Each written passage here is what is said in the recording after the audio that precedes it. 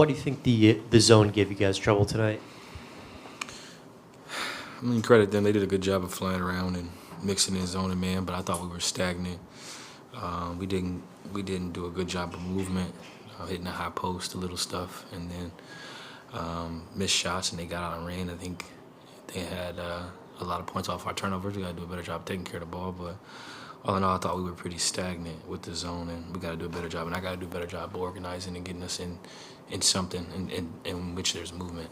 Yeah, I feel like after the games you've lost, Willy has talked a lot about just stagnancy. How do you improve that ball movement, player movement, night to night? Yeah, play with pace. I thought a lot of times we were slow because they were in zone. We were trying to figure out what we wanted to run and trying to figure out passing angles, but got to do a better job of pushing. I got to push tempo, and then we got to do a better job of getting the ball from one side to the other. And I think that'll be the difference in our spacing. That'll be the difference in our fluidity on offense. And it's tough, going against the zone defense like that. We got to do a better job of executing and taking advantage of a team that was shorthanded.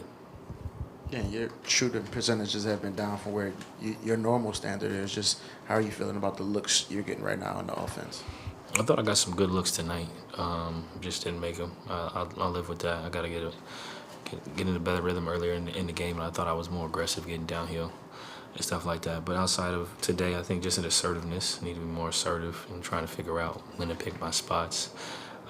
Shooting a lot of contested too, so I got to get to the rim a little bit more. But I like the looks that I'm getting. I'll get back into the lab and tighten some things up. But no excuses. I got to play better, and we got to be better defensively, and we got to be better offensively in terms of just taking care of the ball. If we get a shot every time, we can live with the results of what that's going to be like. But when we turn the ball over and that leads to easy transition, I think that's difficult. And then giving up second chance opportunities is also tough for us. Yeah, speaking on the defensive end, just when you see teams, bringing Z up and trying to force him into switches on their guards, just what do you guys have to do defensively to just be more effective in those situations? Yeah, just got to load up and help him. I think he did a good job of sitting down and forcing some tough shots. We rotated well. We did some hits. We did some shows. We mixed in a lot of different stuff. But, we gave up 106 points. It's not a bad defensive night. I think limiting some of their easy baskets, limiting points at the free throw line, limiting offensive rebound points, second chance points, I think that's the difference in this game. We can live with giving up 106. The problem is only scoring 95, not really pushing tempo, not pushing pace. And I think the third quarter, I think they didn't commit a foul the entire third quarter. I don't think I've ever seen that in a basketball game before. We talked the other night in Atlanta about the Kyrie situation, and I think you had mentioned that night that might have been right when the list of things had come out. So wanted to just give you some time to process that. It's been a few days now. What do you think of the requirements, I guess, to lift the suspension on Kyrie from the team? I think that they're in ongoing conversations to figure out a happy medium on his return to play. I think Adam came out and said what we've all been kind of reiterating is that there's no hate in Kyrie in general in terms of all races. He's not anti-Semitic. He's not any of those things, and he's come out and said that, and we've known him for years, and I think he's taking strides in the right direction to educate himself and to continue to learn more about the culture and about other cultures, and I think we're in a position now to where, there's obviously some back and forth between the league, between Brooklyn to try to figure out what his return to play is going to look like. But I think Jaylen Brown said it, it's a lot to ask of someone who's already said they're sorry, who's already showed empathy, who's already given his money.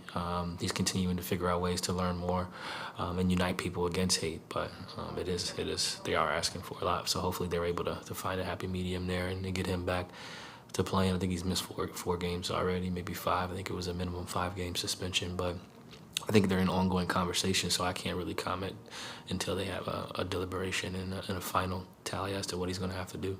I think Jaylen had kind of mentioned the possibility of the PA challenging the suspension. Is that just part of the ongoing conversation to see what they eventually try to Yeah, our job is to represent Kyrie to the best of our ability and to support him and to educate him. Obviously, he admitted to making a mistake. We've all seen that, and now we're trying to move forward and move in the right direction to get him returning to play and displaying his talents the way he's supposed to.